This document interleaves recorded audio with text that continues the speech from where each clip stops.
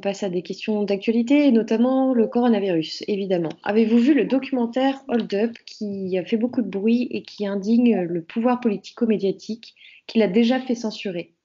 Quel avis portez-vous sur ce documentaire? Alors, honnêtement, je vous dirais, je n'ai pas eu le temps de le voir parce qu'il fait, je crois, 2h50 et des poussières.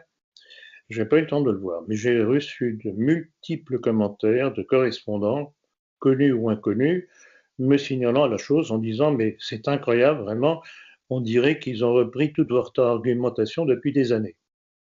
Donc, disons que c'est un petit peu, ce serait un résumé de beaucoup de choses que j'ai dénoncées depuis des années réellement. Or, bon, je voudrais bien le voir, mais apparemment, la censure est tombée et le document apparemment n'est plus visionnable. Alors j'espère que les auteurs de ce document vont le mettre sur Odyssée ou sur BitChute ou je sais pas quoi, et qu'on pourra le consulter. Bon, on verra bien. De toute façon, depuis que la censure est tombée, il n'est pas. J'ai un lien, mais il faut que je regarde s'il fonctionne. Alors là encore une fois, si ceux qui ont fait cette vidéo sont des menteurs, plutôt que de leur censurer le truc, ou de dire, ou les moquer, comme j'ai entendu à l'heure du déjeuner, je ne sais plus sur quelle chaîne, ah, encore un coup des complotistes qui délirent encore, et d'accord, ah, mais peut-être qu'on délire, mais encore faudrait-il le démontrer. Alors là, j'ai un tweet d'un certain Tristan Mendes France à propos de ce documentaire. Tiens. Il dit: un documentaire délirant à gros budget qui excite la complosphère. Il s'agit de Hold Up, un film de 2h45 qui tourne autour du fantasme de l'instrumentalisation du coronavirus par les élites mondialistes. Un Mendes France. Ouais, Moi, personnellement, je ne le connais pas. Ah, il est bien dans Non, mais c'est un illustre inconnu, hein, c'est juste il porte le nom, quoi. ce descendant d'esclavagistes. Absolument. Il faut rappeler ça quand même. Et non, mais c'est... je ne voudrais pas faire de l'antisémitisme primaire, puisque justement, j'évite d'en faire. Enfin, on retombe tout de même, toujours, sur un certain nombre de représentants de cette communauté. Il y a un problème, et un problème, même s'il y a des juifs honnêtes, que en général, chaque fois que je trouve une déclaration de leur part, je mets en valeur. Il y a un problème. Notamment, alors, Il y a un problème. c'est du complotisme, ils disent par rapport au documentaire Hold Up. Alors, qu'est-ce qu'ils vont dire par rapport à ce que je vais dire là? C'est la prochaine question. Parce que les mondialistes, à travers notamment le Forum économique Davos et le FMI, révèlent leur agenda visant à une grande réinitialisation. Il y a un certain Klaus Schwab, c'est bien lu, Grand reset, oui, c'est ça. oui, qui n'a pas hésité à déclarer que cette pandémie offrait une fenêtre rare et étroite pour réimaginer et réinitialiser notre monde. Donc, peut-être que lui aussi, c'est un complotiste. Selon vous, à quoi doit-on s'attendre? Bon, alors, premièrement, cette déclaration, c'est quasiment du copier-coller de la déclaration de Jacques Attali dans l'Express en 2009, que je ne cesse de citer parce que c'est fondamental à connaître, dans lequel il disait que si on voulait réussir à imposer la gouvernance mondiale, seule une pandémie mondiale arriverait à faire peur au peuple et donc à lui faire accepter la chose. Donc tout est là, c'est la gouvernance mondiale, c'est le nouvel ordre mondial. Or, le grand reset se traduit par nouvel ordre mondial. Tout est là. Nouveau gouvernement, un nouveau gouvernement. En plus de ça, il y a un élément auquel certains ne font pas attention, c'est que derrière cette formule de grand reset, c'est en fait mettre à plat la ruine mondiale des économies, en tout cas du monde occidental. Qui a déjà commencé. Vous savez très bien que... Tout ça pour aboutir à la suppression de l'argent liquide, par exemple. Oui. On évacue toutes les dettes.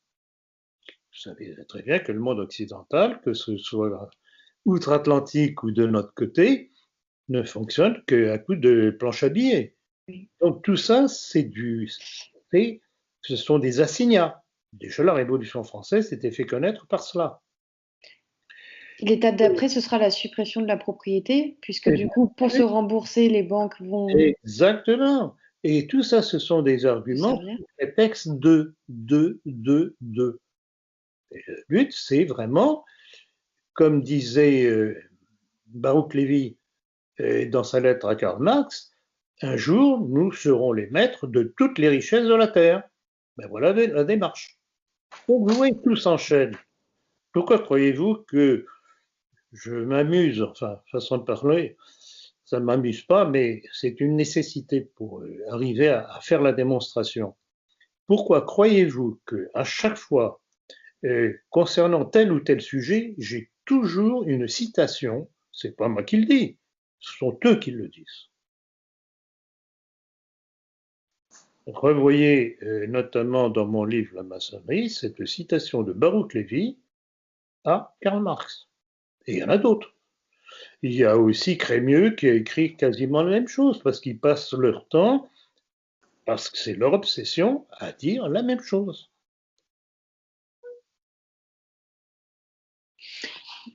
Par Voilà. exemple, là, il y a un petit genre de sondage qui tourne sur Twitter sur le thème de Hold Up, là, du documentaire, et il demande par exemple Hold Up, le documentaire choc qui fait trembler le gouvernement, complotisme ou réalité? Ben, nous, est-ce que vous ne répondriez pas les deux? Ben oui, bien sûr. Parce que là, on a le choix entre complot ou réalité, mais c'est un Bien complot et c'est une réalité. sûr. C'est-à-dire que le complot est une réalité. Réalité, voilà, exactement. Donc là, c'est encore CQFD, de choix. il fallait démontrer.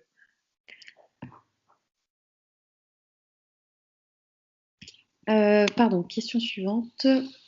Qu'avez-vous retenu du dernier discours de Jean Castex relatif au confinement?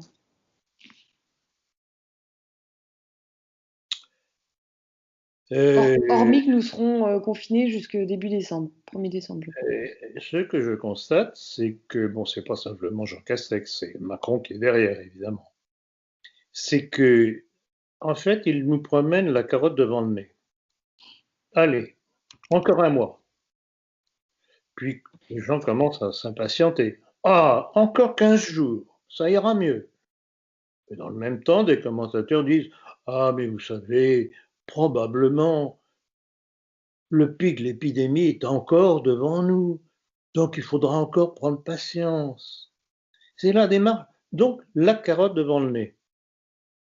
Avec le bâton, si vous ne faites pas ce qu'on vous dit, vous allez tous mourir. C'est ça la tactique. Et il faut vraiment toute la naïveté d'un peuple totalement décérébré par l'éducation républicaine pour ne pas comprendre ce qu'il y a de caché derrière. Et rappelez-vous un de mes éditoriaux assez récents de la politique, dans lequel le titre était de la terreur des attentats à la terreur sanitaire. Et je terminais à peu près par ces mots, l'un n'empêche pas l'autre. Eh bien, on est en plein dedans, puisqu'on nous ressort maintenant toute une série de curieux attentats sous fausse flag. Rappelez-vous la démonstration que j'ai faite au sujet de la pseudo-tête du professeur soi-disant décapité.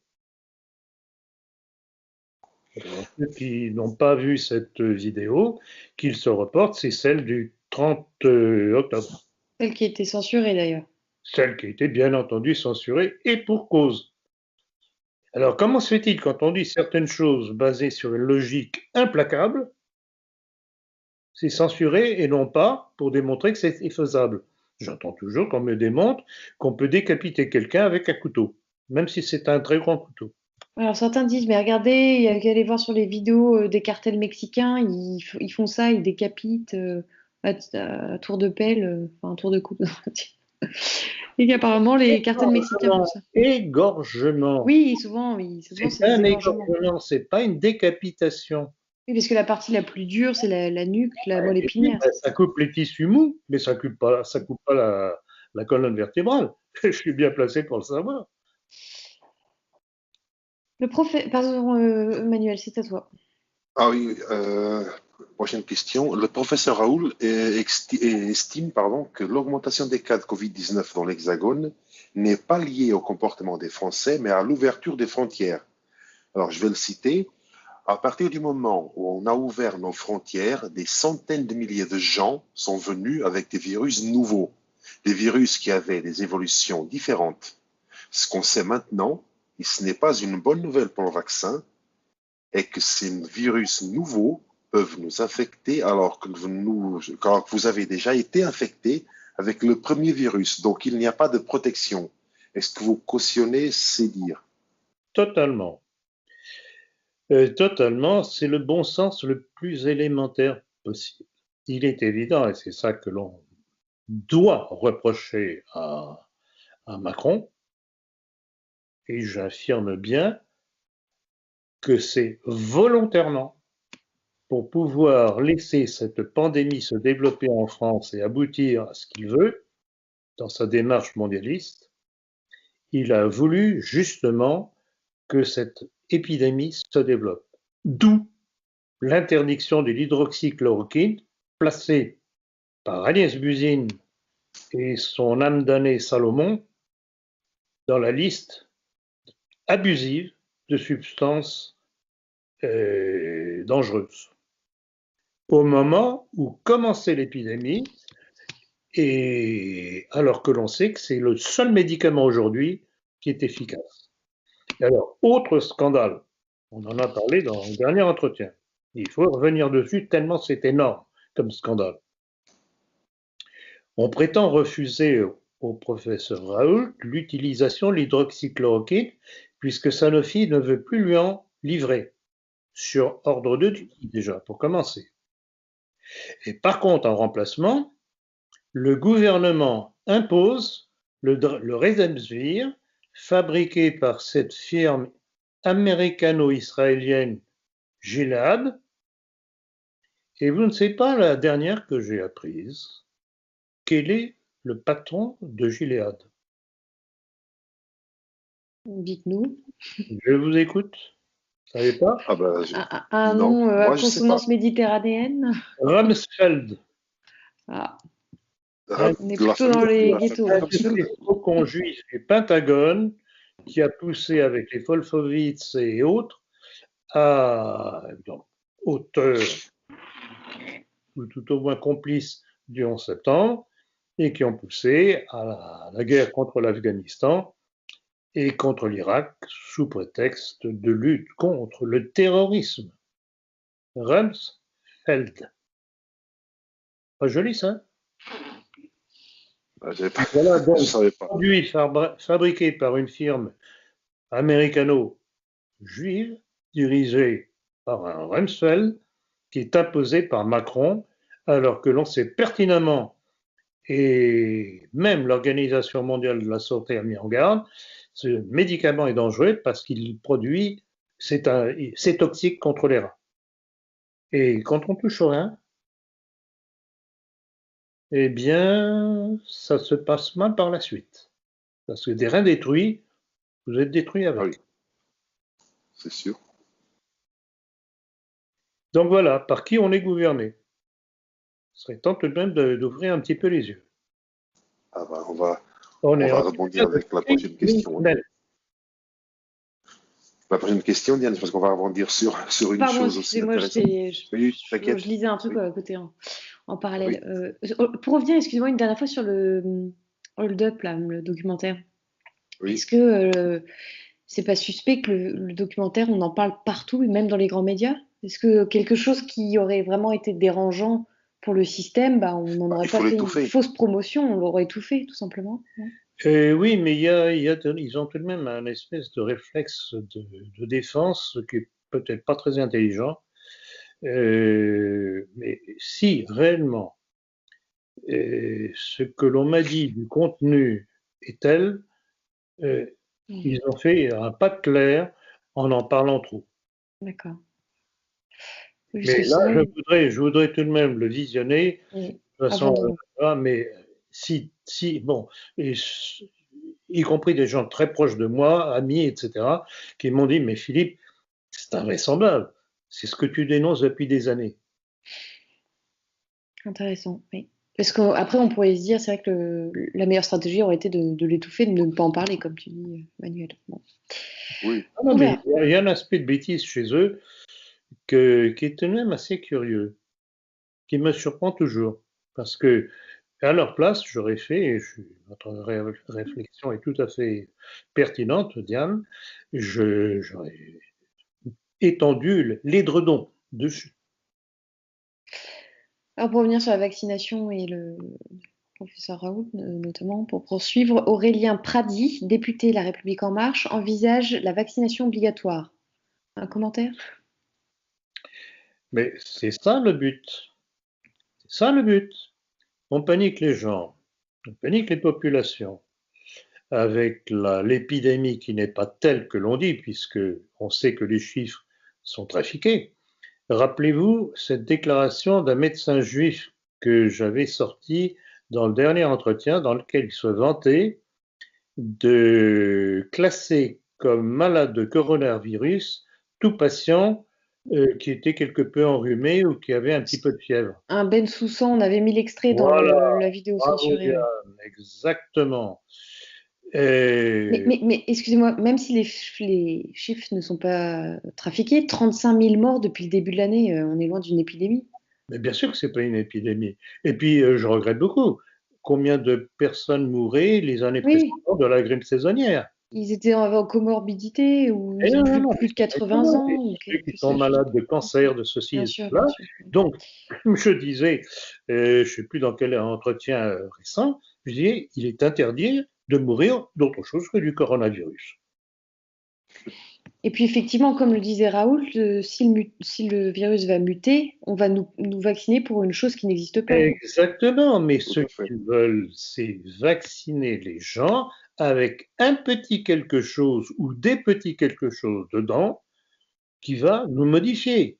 Alors, soit la puce pour nous tracer, soit la jonction d'ADN qui va nous modifier. Donc, nous serons des êtres modifiés. Oui, mais on ne sera pas, c'est pas modifié dans le bon sens. Ce sera plus pour nous Oui, détruire. bah, évidemment, ça tombe sous le sens. Oui, Et c'est le d'autant, transhumanisme dont parle Laurent Alexandre. pour rappeler encore une chose qu'avait découvert le professeur Montagnier, et d'ailleurs il n'a pas été le seul, c'est que justement dans l'analyse du virus, du coronavirus, il y a eu la jonction d'une protéine du virus du sida. Oui, Curieux non, mais quand même. oui, Donc il y a une volonté de nuire. Alors on me dira, ah oui, mais c'est la chauve-souris, à Wuhan, etc., etc. Je réponds, foutaise. oui, le pangolin. Peut-être, parce qu'il y a deux déclarations que j'ai déjà citées et qui valent tout de même leur pesant de signification. L'une répercutée par les sites israéliens disant que les États-Unis avaient prévenu Israël de l'arrivée d'une épidémie. Et j'avais commenté à l'époque, comment pouvais-tu l'annoncer s'il n'en était pas à l'origine? Et confirmation de mon hypothèse, le site américain Veterans Today, qui est un site sérieux, disait que le virus avait été fabriqué dans un laboratoire d'une université de Caroline du Nord à l'époque de George W. Bush comme préparation à la guerre bactériologique, à la guerre biologique. Donc vous voyez, vous mettez ces deux informations ensemble et vous avez l'origine de l'épidémie. Manuel, je te laisse poser la À suite. la prochaine question. Lors d'un entretien accordé à Sputnik France, Laurent Attendez, Berton. t'en as oublié une. Ah non, non, oui, pardon, c'est Jean-Luc Mélenchon. Oui. Jean-Luc Mélenchon affirme qu'un conseil secret gouverne la France. Pouvez-vous revenir sur ces propos complotistes? Alors j'avoue, bon, ça très bien les réserves que l'on a de Mélenchon. temps en temps, il dit des choses pas mal. On s'arrache les cheveux en se disant, si jamais il arrivait au pouvoir, ce serait calamiteux. Mais je dois dire que sa déclaration que j'ai entendue en entier est absolument remarquable. Tout est dit. Effectivement, c'est complotiste. Et c'est doublement complotiste. C'est une accusation en règle contre le pouvoir. Parce que en créant ce comité de défense, Macron et ses ministres se placent à l'abri du secret défense, donc inattaquable. Et c'est pour ça que je dis, quelles que soient mes préventions vis-à-vis de Mélenchon, je dois saluer le courage qu'il a eu de mettre les pieds dans le plat.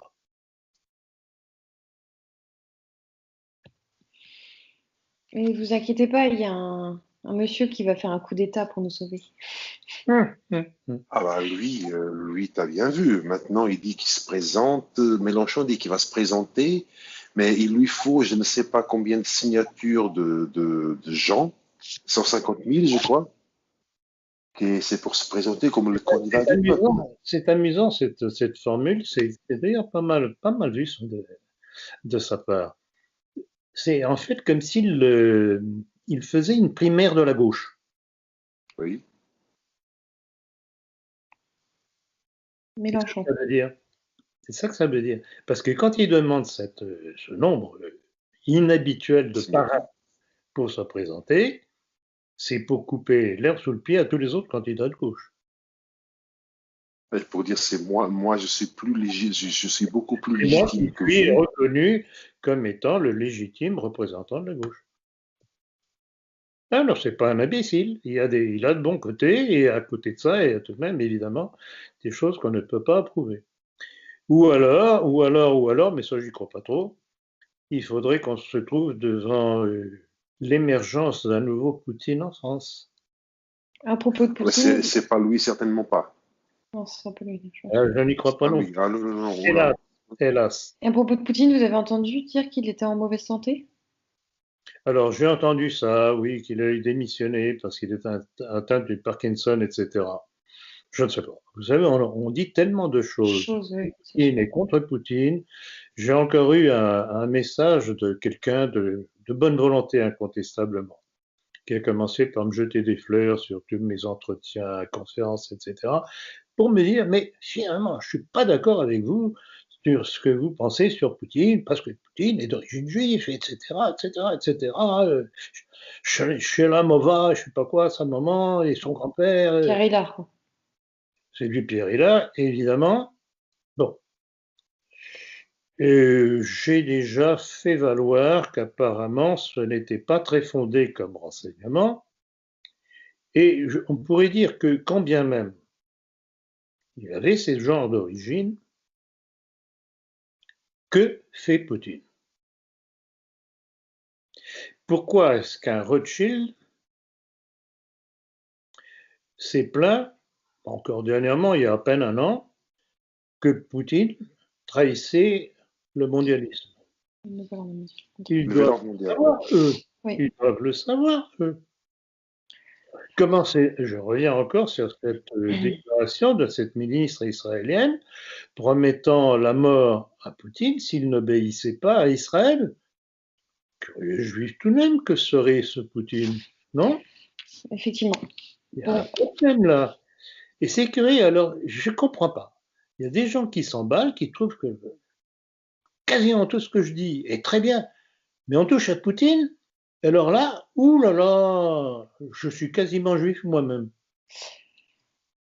Bon, je suis persuadée que vous avez su lui répondre. Lors d'un entretien accordé à Sputnik France, Laurent Oberton a affirmé que les Français désemparés et dépossédés d'à peu près tout doivent reprendre leur destin en main face à une société en proie au terrorisme, à l'insécurité et à la crise économique. Donc je cite Laurent Oberton. C'est d'abord un constat d'impuissance. J'ai écrit beaucoup de livres sur l'insécurité, sur l'immigration ou les médias, et systématiquement mes lecteurs en venaient à la question « Que faire ?» Fin de citation. Vous, que feriez-vous si vous étiez au pouvoir face à ce genre d'événement? Je crois que je lui ai déjà répondu lors du dernier entretien ou un entretien précédent, je ne me rappelle plus, que j'ai dit. J'ai répondu qu'au lieu de laisser les portes grandes ouvertes comme l'ont fait Sarkozy, Hollande et Macron, et ça continue,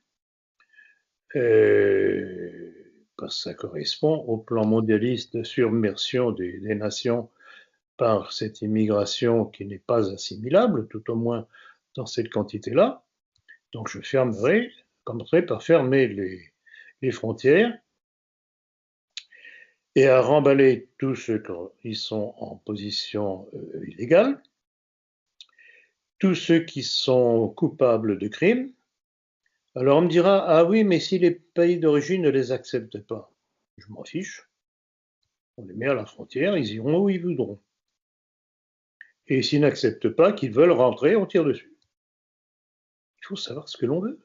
Comment croyez-vous que Poutine a réglé le problème de Tchétchénie, de l'insurrection islamique en Tchétchénie? Rappelez-vous quand il disait « j'irai les chercher jusque dans les chiottes ».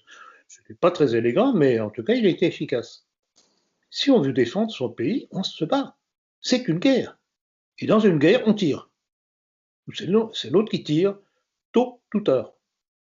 Donc ça, c'est un deuxième élément de réponse.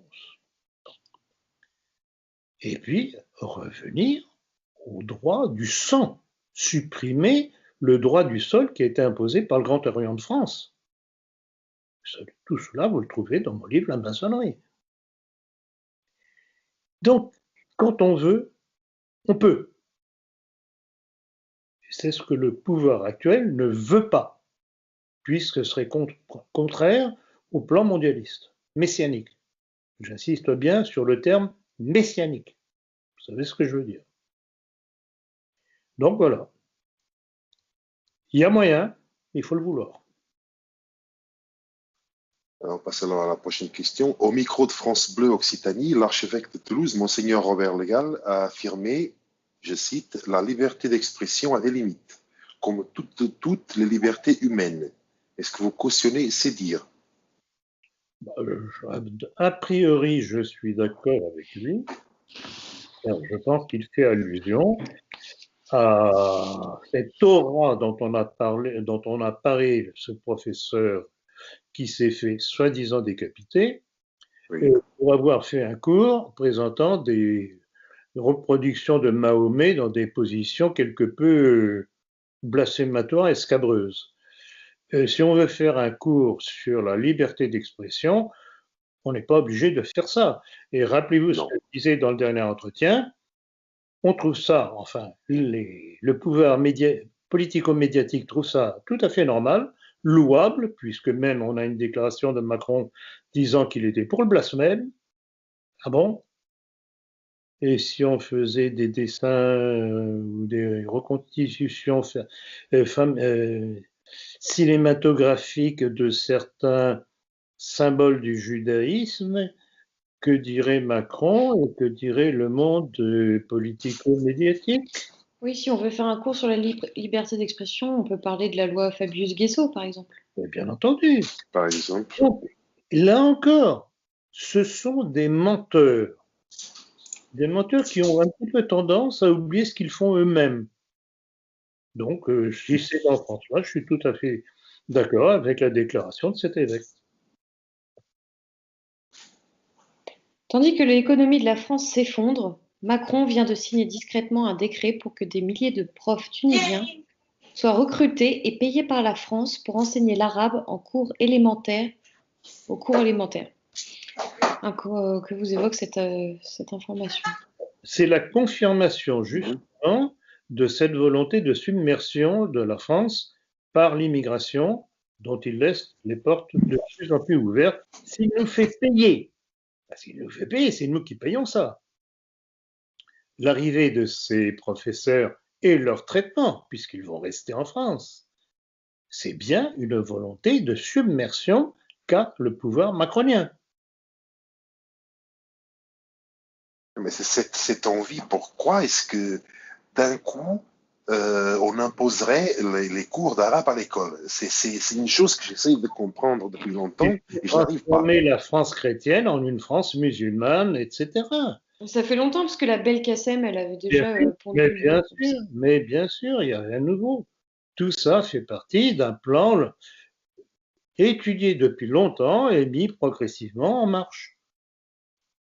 Alors, bon, on va parler d'une personne que vous aimez aussi particulièrement, le général Pierre de Villiers, qui fait partie des candidats fantasmés par une partie de la droite à l'élection présidentielle 2022, a écarté tout désir de se présenter sur BFM TV. Dans la perspective d'un nouveau duel entre Macron et Le Pen, il a affirmé: je crois qu'il y a des gens qui gouvernent et d'autres qui sont dans une opposition systématique. Il y en a qui ont une expérience et d'autres qui n'ont pas d'expérience. Que dire de cette déclaration? Eh bien, c'est un appel à voter pour Macron. Mais là, franchement, je vais plaindre Marine Le Pen, parce que la traité d'opposante, il y a un petit problème là. Je ne vois pas tellement en quoi elle est tellement opposante aujourd'hui. Rappelez-vous tout de même que son groupe a voté l'avortement jusqu'au 9e mois Oui, comme de bons petits soldats de la République en marche. Donc, quelle est la différence entre Macron et Marine Le Pen? voilà, cette affirmation, pour moi, honnêtement, ça n'a ni queue ni tête. Bien sûr que ça Pour tout n'est vous dire. ni tête, mais Villiers, à mon avis, si on lui demande d'apparaître comme le sauveur de la France au cas où Macron se casserait la figure, il marchera, ça j'en suis sûr. C'est d'ailleurs ce que Zemmour suggérait dans son livre Un quinquennat pour rien. Il parlait du quinquennat de Hollande. Hollande, oui. Que l'armée reprendrait le pouvoir à ce moment-là. Oui, refaire la guerre d'Algérie. Lors de la commémoration du 50e anniversaire de la mort de Charles de Gaulle, Emmanuel Macron a affirmé: comme de Gaulle, je choisis le meilleur de la gauche, le meilleur de la droite et même le meilleur du centre. Quel est votre sentiment face à une telle affirmation? Ah, ça m'a intrigué, Diane, parce que j'aimerais bien qu'il les cite, ces valeurs. Et bon, alors, cessons de plaisanter. De Gaulle. Qui était De Gaulle? Bah, on pourrait conseiller aux auditeurs, s'ils veulent savoir qui était de Gaulle, d'acheter votre livre déjà. Oui, oui, Ce déjà. serait peut-être un bon résumé. Merci, Diane, merci, Manuel. Bon, alors, petit rappel, vous savez très bien que toute ma démonstration tourne autour de la tricherie constante de Gaulle. Il a commencé par tricher en se présentant comme d'origine noble, ce qui est absolument faux. Le 2, écrit avec un petit 2, ne correspond strictement à rien. C'est un nom flamand et ça s'écrit de comme de Gégère, etc. et d'autres noms flamands bien connus. Donc, alors, c'est très amusant parce que de la part de quelqu'un qui a passé son temps à soutenir la République, cette appétence d'apparaître comme d'origine noble est un petit peu risible et pathétique. Bon, première tricherie. Deuxième tricherie concernant l'aura de grand patriote. Comment se fait-il que ce jeune officier capitaine à l'époque, en 1916, finalement envoyé au front alors qu'il avait passé son temps dans les états-majors bien à l'abri, mais du fait de l'hécatombe de cadres de l'armée française, arrivant sur le front, prenant la relève de son collègue capitaine comme lui, qui avait résisté jusqu'alors, dès le lendemain, De Gaulle fait lever le drapeau blanc. Et on a des témoignages de militaires et français et allemands qui ont été les témoins de la chose, que je cite d'ailleurs dans mon livre sur De Gaulle. Et puis, son comportement toujours hanté par sa vanité, s'appropriant un document d'état-major pour le publier sous son seul nom, d'où l'engueulade que lui a passé le général Pétain, puisqu'il n'était que général à ce moment-là, et la haine qui en a découlé de Gaulle envers Pétain. Et puis on arrive tout doucement à la Deuxième Guerre mondiale, où De Gaulle, n'ayant pas eu le poste de tout au moins reconduit comme sous-secrétaire à la Défense qu'il attendait, ou mieux encore, un poste de ministre, il le dit lui-même, eh bien, décide de partir en Angleterre, et je vous rappellerai que c'est George Mandel, alias Rothschild, qui lui a fait miroiter, flattant sa vanité, que nul autre que lui, militaire, pourrait représenter les intérêts de la France. Je ne parle pas de la même France. Et c'est comme ça que De Gaulle est parti en Angleterre se mettre aux ordres de Churchill avec toute sa bande de juifs et de francs-maçons qui l'ont rejoint. Et c'est pour ça que je dis, notamment dans mon livre, que ce que nous vivons aujourd'hui, c'est le résultat de sa politique, puisque c'est lui qui nous a ramené toute cette pègre de Londres, toute cette pègre qui avait appelé au meurtre et qui avait exécuté les meurtres de cadres de la Révolution nationale du maréchal Pétain. C'est donc un criminel. Criminel qui s'est allié aux tueurs des communistes, et c'est pour ça qu'on peut parler d'une révolution gaulo-communiste. Et puis, on arrive à l'Algérie française, face à son parjure, et son ricanement dans un de ses livres, dans lequel il dit carrément je l'étais bien possédé. Il dit à peu près si de but en blanc je leur avais annoncé ce que je voulais faire, ça aurait été la révolution, j'aurais été renversé. Donc il dit j'ai manœuvré, et c'est comme ça qu'il a couillonné l'armée française et les Français d'Algérie et les Français de métropole, puisque, rappelez-vous ce que j'ai dit tout à l'heure au début de cet entretien, même un journal comme Rivarol, les Le Pen, les Tixier-Villecourt ont pu voter pour lui en 1958. Voilà ce dont on accuse non seulement De Gaulle, mais aussi ces crétins de nos milieux. Et puis, on en arrive à la révolution de mai 68. Révolution gaucho-juive, avec ses principaux éléments tous juifs, issus de l'enseignement d'un certain Herbert Marcuse, entre autres, de même origine. Et que fait De Gaulle? Est-ce qu'il a résisté? Est-ce qu'il a essayé de dompter cette révolution qui a mis à mal la France? Et ben non. Il s'est enfui à Baden-Baden, se mettre sous la protection du général Massu, et il a laissé Georges Pompidou, son premier ministre, se débrouiller. D'ailleurs, je peux dire que Pompidou, fin manœuvrier, s'est pas mal débrouillé. Donc voilà, c'est un homme qui, à chaque fois, a passé son temps à fuir. Il y a une certaine ironie et moralité de le voir se faire déchoir par les mêmes qui l'ont mis au pouvoir, en quelque sorte. Attendez, je ne veux pas très bien... À part mai 68, c'est quand même une révolution culturelle juive. Oui, tout à fait. Tout à fait, c'est curieux, effectivement. Mais bon, c'était une fermentation tout ça, ça vient des États-Unis, encore une fois. J'en parle justement dans mon livre sur De Gaulle. J'explique comment toute cette... il y a un chapitre spécial sur mai 68, les tenants et aboutissants, les prémices. Et c'était une fermentation juive qui a commencé aux États-Unis et qui a passé l'Atlantique et qui est arrivée d'abord en Allemagne et ensuite en France.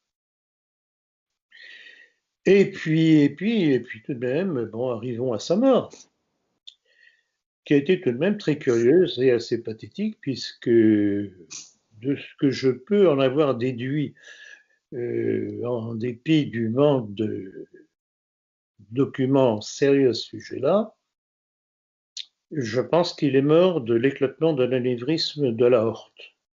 Ça, c'est mortel. Quand ça explose, c'est mortel, parce que l'aorte est tout de même la plus grosse artère du corps, et quand ça explose, ben, ensuite, on sent. Et il est mort sans avoir l'extrême onction. Je plaint rétrospectivement le prêtre qui aurait dû le confesser parce que ça aurait été difficile à lui pardonner. Mais enfin bon, bref. Donc voilà la façon misérable dont De Gaulle est mort. Ce qui n'a pas empêché les évêques de France à la Libération de faire une messe de Te Deum en sa mémoire en Notre-Dame de Paris. Voilà, oui, moi ce qui m'amuse dans l'histoire, c'est de montrer les tenants aboutissants, comment on part d'un point pour aboutir à un autre, et montrer, chemin faisant, la malfaisance de certains, la lâcheté d'autres. Quelle piètre humanité! Donc Emmanuel Macron est dans la ligne descendance de Évidemment, Gaulle. et c'est tout de même très intéressant de voir comment toute cette faune descendante de ceux que De Gaulle avait rappelés au Londres, euh, c'est la ligne, c'est la ligne. Alors quand je vois, et je rappelle encore une fois, comment se fait-il qu'un journal comme Rivarol à l'époque, c'était pas Bourbon qui était directeur à l'époque, c'était Maliavin, je crois. Comment se fait-il qu'un certain Jean-Marie Le Pen, comment se fait-il que l'avocat bien connu et louangé par nos milieux, Tixier-Vignancourt, se soient tous précipités pour faire voter De Gaulle?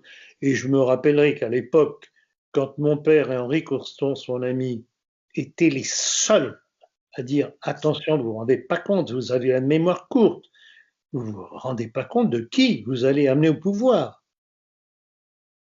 Il se faisait insulter dans les colonnes de Rivarol.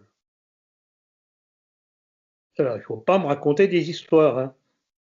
J'en sais beaucoup, je suis patient, mais un poco ma non troppo.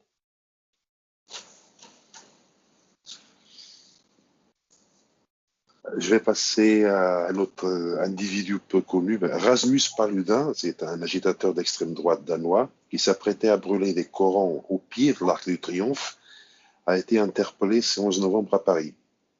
Alors, l'individu est présenté par les médias comme un YouTuber nationaliste qui s'est fait connaître par des vidéos sur Internet où il réalise les autodafés du Coran, parfois en les badigeonnant de sang de cochon, en les enrobant dans du bacon. Est-ce que vous pouvez revenir une fois de plus sur ce qui est vraiment être nationaliste?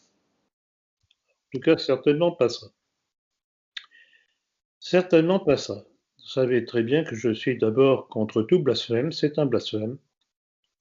En plus de ça, c'est de la provocation stupide. Et Oui, ça en rentre effet.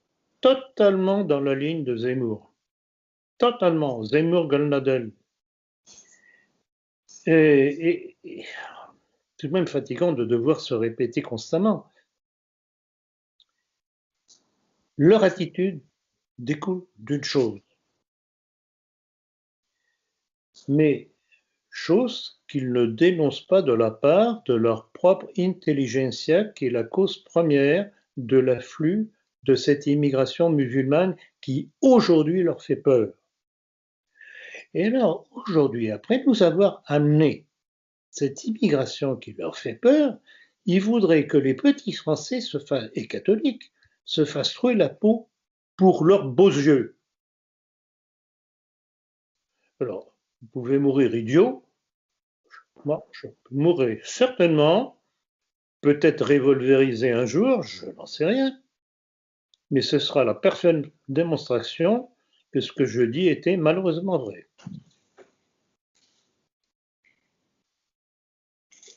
Donc, mais pour vous, quel est être nationaliste pour vous exactement? Qu'est-ce que c'est? Bon, vous l'avez déjà répété à de multiples reprises dans des entretiens, Dans mon dans livre, des, dans vos livres, dans vos écrits, dans vos notamment, conférences, mais Manuel, notamment dans mon livre Le nationalisme français. tout à fait, c'est clair et net ce qui est écrit Que dessus. je fais, comment le nationalisme est intrinsèquement lié au catholicisme, de par le baptême de Clovis, c'est le socle de départ. Peut-on être nationaliste français sans être catholique? On m'a déjà posé la question, vous savez très bien ce que j'ai répondu. dans la mesure où justement un roi païen, qui était païen, s'est converti, eh bien tout païen qui se sent aujourd'hui ardent défenseur de la France, de son héritage, eh bien devrait se convertir comme l'a fait le païen Clovis. Oui. Et trouvez-vous que la conversion d'un Français à l'islam soit une trahison? Je la pose maintenant, c'était la question suivante. Mhm. C'est une question piège. C'est un Alors, auditeur qui vous envoie ah ça. oui, je sais.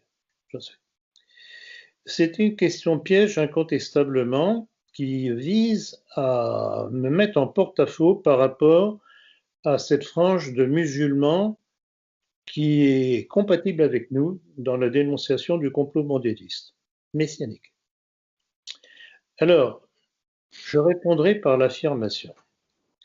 Quand on appartient à une religion, passer à une autre religion, même si on est dégoûté de la sienne, comme on peut le comprendre de la part de certains catholiques d'aujourd'hui, devant l'évolution de l'Église, et notamment devant le comportement inadmissible d'un certain François, je comprends leur indignation, mais je ne peux pas approuver leur conversion. Où on croit au message du Christ, et il est indépendant de l'évolution de son Église, et Dieu sait si l'Église en a vu de toutes les couleurs. Comme vous le savez, je dis régulièrement que la vie de l'Église n'a pas été un long fleuve tranquille. Ce n'est pas parce qu'à un moment donné, on a eu un pape pervers que l'on doit jeter la religion avec. Donc, je dis, je regrette beaucoup. Je peux comprendre l'indignation, mais je suis contre cette conversion. Et je vous signalerai en contrepoint le nombre de messages de musulmans qui me font des déclarations. Alors, certains, c'est nous aimons la France, nous aimons la France. Heureusement que vous êtes là, vous êtes encore un vrai Français. Donc, il y a de la part de certains musulmans une reconnaissance de ce qu'a été la France et de ce que représentait la France chrétienne, la vraie France chrétienne. Et rappelez-vous le mot de... Charles de Foucault. Exactement, de Charles de Foucault. Quand il disait que le seul moyen qu'ils deviennent français, c'est qu'on les convertisse. On peut inverser la chose, c'est qu'en fait les deux choses sont liées. Si on revient aux origines de ce qu'est la France, les deux choses sont liées. Et je pense que ces musulmans qui m'écrivent ça, sous des formes différentes, mais le résultat, le fondement est le même, ces gens-là pourraient un jour se convertir au catholicisme. Et s'ils ne le font pas, je ne leur en voudrais pas, parce que ce n'est pas contraint et forcé qu'on fait les conversions, c'est par une démarche logique qui amène à une conclusion. Il faut savoir de quoi on parle et ne pas parler du christianisme avec le pseudo-christianisme de l'Église d'aujourd'hui depuis au moins Vatican II, mais ça remonte encore à beaucoup plus loin. Tout a commencé avec Luther, Erasme, Spinoza, d'où le livre de mon père, l'Église occupée, jusqu'à la Révolution dite française, et là, c'est là que tout a basculé. Et on ne pourra remettre la France sur ses pieds et comme inspiratrice des nations que le jour où elle reprendra ce qu'elle était. Bon, oui, le On va message passer un est peu, clair. oui, on va passer à une autre question un peu, moi, pour moi, elle est un peu rigolote. Euh, Au cours d'un discours télévisé, le président turc Erdogan s'en est pris à Macron à propos de son attitude envers les musulmans de France. Alors, je vais le citer. Tout ce que l'on peut dire d'un chef d'État qui traite des millions de membres de communautés religieuses différentes de cette manière, c'est allez d'abord faire des examens de santé mentale. Votre commentaire concernant cette demande? Bon, elle est amusante, comme vous dites, effectivement, mais je ne suis pas d'accord avec Erdogan. Je pense, hélas, que Macron est en parfaite santé mentale. Il sait très bien ce qu'il fait. Et là encore, c'est un moyen de nous détruire, de détruire l'image de la France auprès des musulmans, en avalisant les caricatures. Parce que finalement, résultat des courses, qu'est-ce qui se passe? Les produits français sont boycottés, donc déjà que l'économie française ne va pas très bien, c'est l'enfoncer encore un peu plus bas. Et deuxièmement, les manifestations anti-françaises. Est-ce que vraiment c'est le but d'un dit président de la République française de nous faire détester, haïr par des millions de musulmans qui jusqu'à présent avaient tout de même plus ou moins un certain respect pour la France? Donc, non, Monsieur Erdogan, Macron n'est pas idiot, n'est pas fou, c'est un tordu. C'est un haineux de ce qu'est la France. Et tout ce qu'il fait détruit la France pan par pan. Regardez toute son action depuis qu'il est apparu, il a poursuivi très bien ce qu'avait déjà entrepris Sarkozy, poursuivi par Hollande. Et rappelez-vous le mot révélateur de Sarkozy à l'élection de Macron, quand il disait Macron, c'est moi en mieux. Tout est là. C'est la démarche de cette juiverie mondialiste messianique pour détruire les nations, dont la nôtre. Le ministre de l'Intérieur Gérald Darmanin a provoqué une polémique en pointant certains rayons alimentaires dans les supermarchés comme partiellement responsables du repli communautaire. Ça m'a toujours choqué de rentrer dans un hypermarché et de voir qu'il y avait un rayon de telle cuisine communautaire et de tel autre à côté. C'est comme ça que ça commence le communautarisme. Voici sa phrase. Que pensez-vous de cette préoccupation du ministre? C'est un bel hypocrite. Qui est au pouvoir? Qui est au pouvoir? Oui, c'est Et tout ça va bien. Pourquoi laissent-ils faire? Ils savent bien interdire ce qui les dérange. Pourquoi laissent-ils faire? Alors, pourquoi a-t-il fait cette déclaration? C'est ça le deuxième volet de votre question, Diane. Oui. Pourquoi a-t-il fait ça? C'est qu'il se rend très bien compte que les Français en ont par-dessus la tête de l'immigration et qu'il faut faire des petits clins d'œil comme ça pour dire, c'est comme la déclaration. Pourquoi croyez-vous que Macron est allé à la frontière espagnole pour faire une déclaration comme quoi il faut confiner les, les frontières pour éviter que l'immigration continue à rentrer? Ah bon? Mais elle continue à rentrer, officiellement. Qui délivre les autorisations de séjour en France? Qui autorise dans les consulats de France à l'étranger, dans les pays arabes ou d'Afrique noire, les titres pour venir en France? Les consulats de France. Qui a la main sur les consulats de France? Le pouvoir macronien. Alors que M. Darmanin ne se moque pas du monde, quand même. Puis les hypermarchés cachers, ça doit pas trop le gêner, ça par contre. Non, non, mais c'est de la poudre aux yeux. Ces gens sont des menteurs, des menteurs, des menteurs. Et les Français qui ne comprennent rien à ça sont des crétins, des crétins, des crétins. On va continuer avec nos hommes politiques qui sont très doués pour des déclarations assez déplacées, on va dire. Cette fois, c'est Monsieur Nicolas Perruchot, pardon, le président du département de Loir-et-Cher, qui s'est livré lors d'une réunion à une série de remarques témoignant un suprême dédain pour la majorité de ses concitoyens. Alors, je vais le citer. Nous, on est très privilégiés.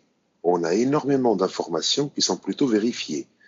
Mais la plupart des gens, et n'oubliez jamais quand vous allez refaire campagne, la plupart des gens, pardonnez-moi, sont cons. Une très grande majorité, au moins 80%, pas 30. sachez-le, ils sont d'un niveau éducatif très moyen et de plus en plus moyen. Et malheureusement, ils sont bêtes. Donc, qu'est-ce que vous répondez à ces affirmations? Il aurait mieux fait de se taire parce que la réponse est évidente. Si les Français sont bêtes, sont cons, comme ils disent tellement et légalement, est-ce que ce n'est pas le résultat de l'école de la République? C'est En tout cas, ils sont assez cons pour élire des types comme des lui. gens comme... Mais Ah bah c'est c'est sûr. mais Pas que. l'école de la République, c'est fait pour ça, voyons. Donc il aurait mieux fait de se taire, parce que la réponse est évidente. Une délégation de 15 parlementaires français est arrivée le 24 octobre à Erevan et compte aller dans la République autoproclamée du Haut-Karabakh, a annoncé le magazine Nouvelles d'Arménie. Selon l'édition, les élus, qui représentent plusieurs partis français, ont l'intention d'étudier la situation sur place. Que dire du déplacement de ces élus? Alors, bon, je dirais que c'est un non-événement parce que là encore, c'est paraître, paraître, paraître, montrer que la France existe à l'étranger, etc., etc. Alors, revenons un petit peu au problème du Karabakh. Et je crois que j'en ai parlé, en tout cas dans la politique, peut-être dans le dernier entretien, je ne me rappelle plus. Je vais y revenir. Ce conflit est surprenant par les intervenants. Alors, intervenants d'un côté, l'Arménie, catholique, chrétienne en tout cas, et de l'autre, l'Azerbaïdjan, musulman. Alors, première chose qui étonne, c'est que Vladimir Poutine, qui défend l'orthodoxie, donc très proche tout de même du christianisme, puisque ça en fait partie, n'a pas soutenu l'Arménie, n'a pas soutenu non plus l'Azerbaïdjan, mais a forcé les deux à faire la paix. Alors, quel est le problème du Karabakh? Karabakh est une province qui appartenait à l'Azerbaïdjan, qui progressivement est devenue à majorité arménienne.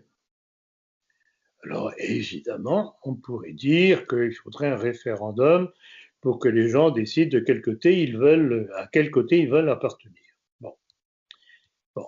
On en est là. Poutine a imposé la paix aux deux belligérants. Alors, quels étaient les appuis des belligérants?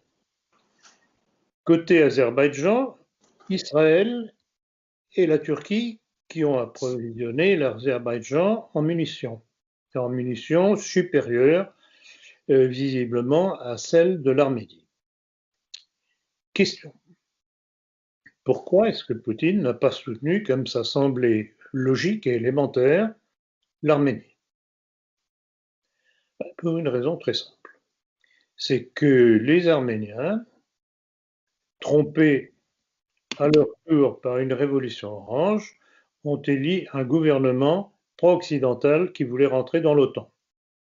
Vous imaginez que Vladimir Poutine n'allait pas admettre ça facilement. Donc voilà pourquoi il n'a pas soutenu l'Arménie. Et le résultat des courses de tout ça, c'est que le seul gagnant dans l'affaire, c'est la Russie, puisque les troupes russes sont sur place pour contrôler la paix. Échec et mat. Dernière question. Alors peut-être je pourrais conclure, oui, puisque Oui, c'est le but de votre question. Cette mission française, c'est du n'importe quoi, ça ne sert à rien. Le maître du jeu, c'est Poutine. qui a comme d'habitude bien géré l'affaire. Et voilà. C'est un joueur d'échecs. C'est incroyable. Alors ceux qui viennent me dire ah mais les Juifs, etc. Et quand bien même, je regrette beaucoup, mais son action nous aide. Alors flûte.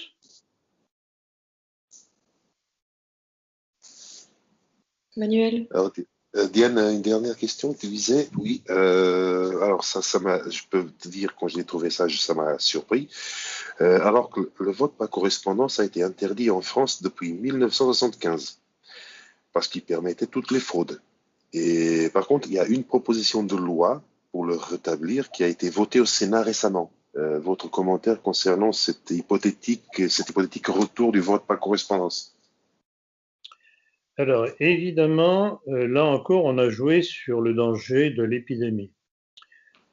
Ça m'étonne tout de même et ça me déçoit que le Sénat ait voté cette loi parce qu'elle est tout de même dominée par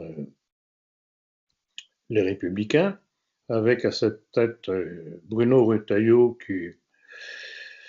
qui tient tout de même pas trop mal la route, notamment sur les sujets de bioéthique. Oui. Mais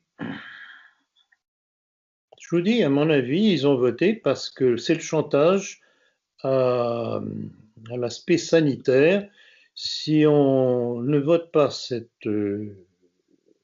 retour au vote par correspondance, alors là, on oblige les gens à aller voter sur place, donc le risque de contamination. Vous savez, le pouvoir est d'un machiavélisme invraisemblable. Donc voilà comment on manipule les gens, voilà comment les députés à majorité républicaine du Sénat ont été, bon gré mal gré, forcés de voter cet amendement par peur d'être accusés de éventuellement laisser les Français se contaminer en allant voter. Or, le vote par correspondant, comme le vote par Internet, permet toutes les manipulations du ministère de l'Intérieur. Et on en a une preuve avec les États-Unis actuellement, Ben puisque voilà. visiblement, Merci il y a des fraudes avérées. Exactement. Alors, comment expliquez-vous que Donald Trump se refuse à accepter sa défaite telle qu'annoncée par les médias mondiaux? Alors, certes, il y a des fraudes, mais est-ce qu'il a une stratégie derrière ça? Eh bien, mais c'est pas, à mon avis, c'est pas une. Bon, oui, c'est une stratégie si on veut, mais je crois qu'il est évidemment informé des chiffres. Il sait qu'il y a eu des centaines de milliers de votes étranges, soit de gens qui n'étaient pas en mesure de voter parce qu'ils n'avaient pas le droit de vote, probablement des étrangers, soit parce que ils étaient morts, soit parce qu'on a bourré les urnes. Vous savez, quand on apprend que je ne sais plus dans quelle région j'ai vu passer ça, que dans une certaine région, les bureaux de vote étaient tenus par les démocrates, ils ont empêché des électeurs de voter parce que je ne connais pas le dessous, mais enfin apparemment c'était pour empêcher des votants républicains de voter pour Trump. Incontestablement, il y a eu des fraudes massives. Et d'ailleurs, il y a une chose qui est tout de même très intéressante à soulever. Regardez le comportement des médias internationaux et notamment des commentateurs des grandes chaînes françaises. Alors qu'ils claironnaient Biden, ils la ramènent un peu moins maintenant. Donc, le résultat n'est pas encore À mon certain. avis, le résultat n'est pas du tout acquis et il pourrait bien y avoir de très grosses surprises. Je suis absolument neutre dans cette affaire parce que Trump ne m'intéresse pas plus que Biden. Mais vous disiez quand même il vaut mieux Biden parce qu'au moins c'est un ennemi plus avéré. Exactement. Merci de le rappeler. C'est vrai, c'est un calcul quelque peu audacieux. Oui, audacieux, mais c'est vrai, c'est une constante. Et rappelez-vous, comment on m'a reproché d'avoir fait voter Hollande contre Sarkozy. Oui, oui. Et parmi ceux qui m'ont reproché ça, justement, Jérôme Bourbon, dans Rivarol. Or, quel a été le résultat des courses? Alors que les milieux de droite catholiques, etc., se laissaient manipuler par Sarkozy sans voir où il les menait, il a fallu que le socialiste Hollande apparaisse pour que dès lors, les petites gens de droite, catho, etc., se disent ah mais c'est un socialiste qui est là, il est plus des nôtres celui-là. Et c'est comme ça qu'on a eu les possibilités de ces manifestations monstres contre le mariage pour tous. qui n'aurait jamais vu le jour si Sarkozy avait été élu. Et voilà pourquoi je dis qu'il vaut mieux un adversaire avéré qu'un faux ami. En fait, il vaut mieux mettre les grenouilles dans l'eau chaude parce que comme ça, elles sautent. Ben exactement. Ah, mais parfait, Diane. C'est exactement la même illustration. En faisant voter Hollande, je plongeais les Français dans la marmite d'eau bouillante. Alors, ils sautaient, effrayés, alors qu'avec Sarkozy, ils étaient mis dans la casserole d'eau froide, et petit Sarkozy augmentait l'eau progressivement jusqu'au moment où le bon petit Français, bien cateau, bien tradit, s'endormait et crevait. Doit-on s'attendre à une guerre civile aux États-Unis? C'est une possibilité. C'est une possibilité. Vu l'état des choses actuellement. C'est une possibilité. Alors, moi, ce qui m'embarrasse toujours dans cette histoire des États-Unis, ça concerne Trump, et rappelez-vous ce que j'ai dit dès le début. Quand vous me posiez la question, c'était à peu près à mi-parcours de la campagne électorale dont il allait sortir vainqueur. Vous m'aviez posé la question, je ne sais pas lequel d'entre vous, que pensez-vous de Trump? Et je vous avais répondu textuellement à peu près, c'est pas Trump qui m'intéresse, c'est la réaction qui le porte. Et cette réaction est toujours là. C'est celle-là qui m'intéresse. Le problème, c'est qu'elle est mal incarnée. Tout est là.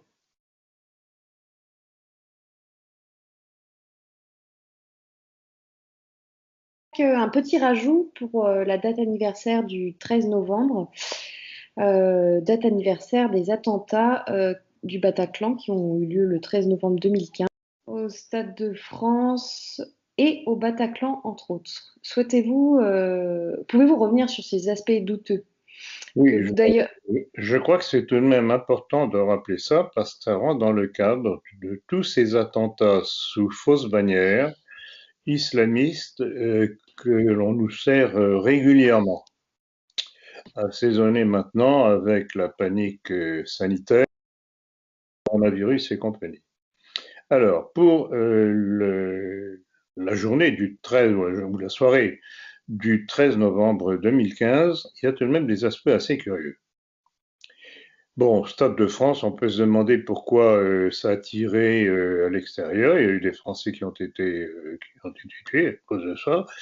Alors que, en principe, celui qui aurait dû être visé par cet attentat dit islamiste aurait dû être François Hollande, qui était dans le stade. Donc, un kamikaze aurait très bien pu l'avoir. Bon, glissons. Mais le plus important, c'est ce qui s'est passé au Bataclan. Et c'est ça, pour cela, qu'il me semble utile de revenir. Parce que ça éclaire tout de même de curieuses méthodes du pouvoir. Alors, les terroristes, entre guillemets, interviennent, rentrent dans le Bataclan et se mettent à tirer sur les spectateurs. Les spectateurs. Curieusement, pas sur cette troupe de black metal, je ne sais pas quoi encore, satanique. Or, comme on nous présente les assaillants comme des islamistes purs et durs, anti-satanisme, etc., on se demande bien pourquoi ça n'a pas été les premiers la cible. Ils ne l'ont pas été du tout, puisqu'il leur a permis de s'éclipser sans dommage, alors que les assaillants tiraient sur les spectateurs. Alors, je vais être charitable. J'avoue que j'ai une compassion modérée pour des gens qui sont précipités pour voir un spectacle satanique. Bon, ça pour le contexte, enfin pour le décor.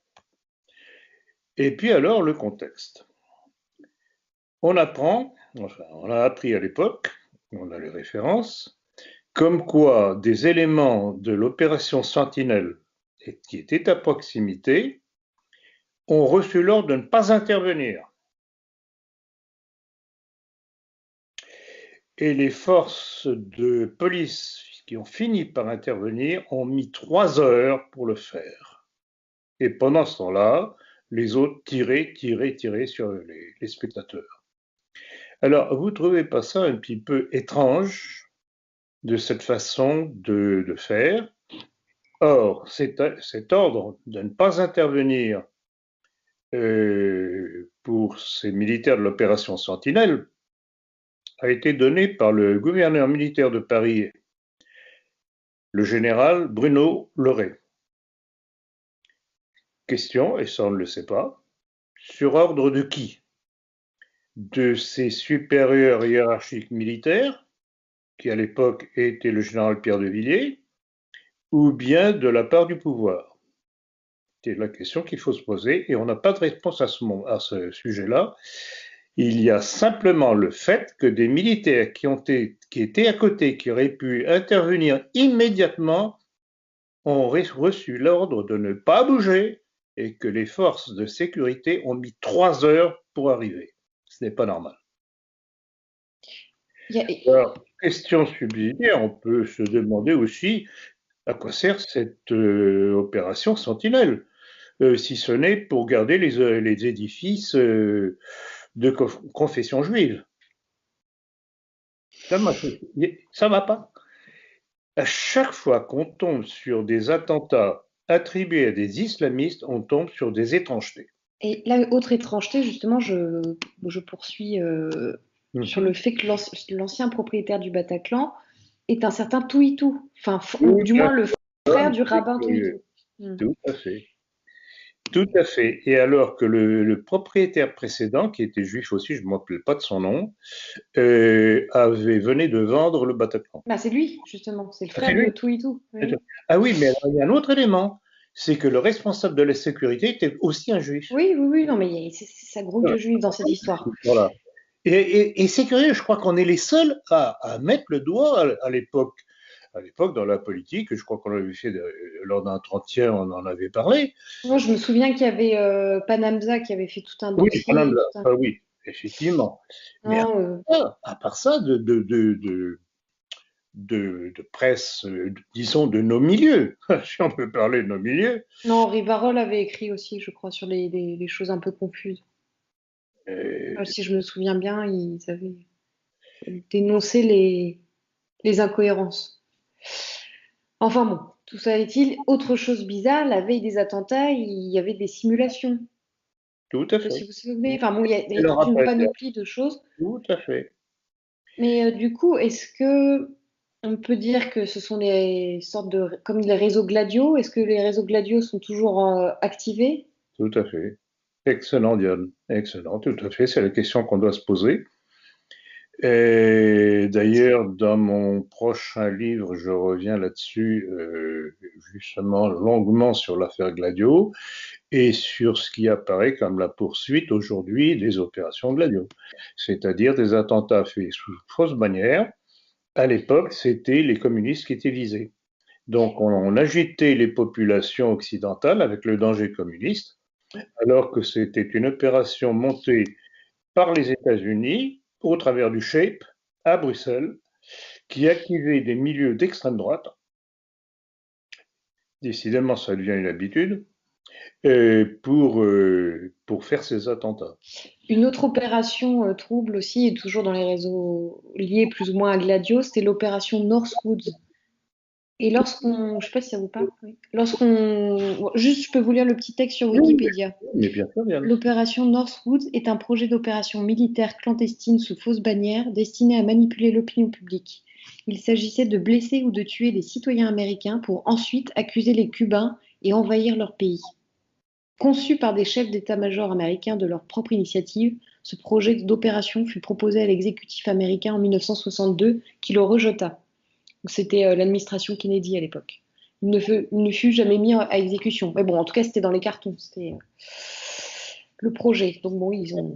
Non, mais justement, vous faites allusion justement que c'était à l'époque de Kennedy. Et je pense que c'est une des raisons pour lesquelles Kennedy a été assassiné. C'est qu'il dérangeait, il n'obéissait pas au plan mûrement réfléchi et programmé. C'était un gêneur, donc il fallait le supprimer. Mais c'est tout de même invraisemblable, cette histoire-là. Et alors, bien entendu, les terroristes, ils ont disparu. Comme c'est curieux. Pour rester sur le terrorisme, Il y a eu dernièrement, on a oublié d'en parler d'ailleurs dans l'entretien, celui de Vienne récemment. Oui, Vous oui. pouvez nous dire quelques informations Je de crois ça? qu'on en avait déjà parlé, Diane. Là aussi, c'est toujours la même chose. Et qu'est-ce qu'on a retrouvé une fois de plus? Un journaliste photographe israélien qui a lancé, qui a dévoilé l'affaire. Comment se fait-il qu'il soit toujours au bon moment Non, puis il y avait cette information aussi comme quoi on accusait que c'était envers les Juifs, alors que la grande synagogue ce soir-là était fermée. Mais bien entendu. Alors là encore, on se dit, c'est comme pour le 11 septembre 2001. Comment se fait-il que la synagogue était fermée alors qu'il n'y avait aucune raison qu'elle soit fermée, à moins qu'il n'ait été prévenu? Encore une fois, c'est tellement visible tout cela que franchement, comment est-ce que la plupart de nos coreligionnaires, nos concitoyens, tombent dans le panneau, ne voient pas le montage? Et je dois dire, pour la première fois que je le dis d'ailleurs, ceux qui montent ce truc-là sont bêtes. Et le problème, c'est que le public est encore plus bête. Mais quand on voit le primaire de ces montages, il faut vraiment être idiot pour Oui. ne pas Ils, voir. ils peuvent se permettre de faire ça grossièrement, puisque comme ils détiennent également les médias, ils vont Très bien sortir ce qu'ils entendu, veulent. évidemment, exactement. Est-ce Excellent. que, est-ce que pour perdurer, l'État a besoin d'activer la peur terroriste comme ça? L'État, je dis l'État dans le sens où, comme ça, le citoyen redemande plus d'État. Parce que Exactement, mais ça a été dit et redit, cela. C'est absolument évident. Et alors, je ne sais pas pourquoi il y a eu une pause dans les attentats dits islamistes et qu'on est passé à autre chose avec la terreur sanitaire, avec le coronavirus. Et là encore, je vais me répéter, j'ai rappelé, je crois, que apparemment, il trouvait plus utile de terroriser par l'épidémie que de faire des attentats. Et j'en avais parlé dans l'avant-dernier numéro de la politique, en disant que, à la limite, l'un n'empêchait pas l'autre. Et c'est curieux parce que j'avais écrit ça avant même les attentats, les derniers attentats. on a vu que ces deux peurs fonctionnaient de concert quand il y a eu l'attentat de la décapitation de Samuel Paty, qui survenait le lendemain de cette annonce de reconfinement. Oui, oui, oui. Ah, c'est curieux, ça Oui, détourne oui, l'attention. oui. On fait passer le douteux d'une peur instituée par le pouvoir par une autre peur pour dire, mais vous voyez, la situation est très grave, etc. Mais nous sommes là pour vous protéger. Oui, my foot. Est-ce que c'est particulièrement en France qu'on subit Non, des... non, non, non, non, puisqu'il y a eu des attentats en Allemagne, en Angleterre, en Espagne, en Belgique. Tout ça, je l'avais déjà répertorié dans le complot mondialiste, et bien entendu, je l'ai repris et prolongé dans le nouveau livre. On est face à des criminels qui nous gouvernent. Et cette stratégie conforte la droite cachère zémourienne qui ensuite nous dit de venir nous jeter dans leurs bras pour nous sauver. Évidemment, mais c'est cousu de fil blanc.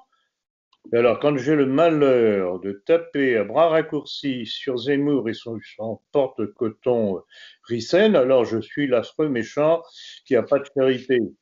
Bon, on en reparlera.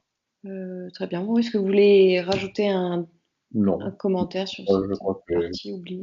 ce petit rappel valait la peine d'être fait parce qu'il y a quelque chose qui n'est pas normal. Qu'est-ce que c'est que ce pouvoir qui nous demande d'accepter des réductions de nos libertés civiques, soi-disant pour nous protéger, qui non seulement ne nous protège pas, mais quand il y a moyen d'attraper des terroristes, il les laisse filer et il n'intervient pas. Il y a un problème. Il faut vraiment être aveugle ou avoir franchement, enfin, être diminué au point de vue capacité intellectuelle pour ne pas le voir.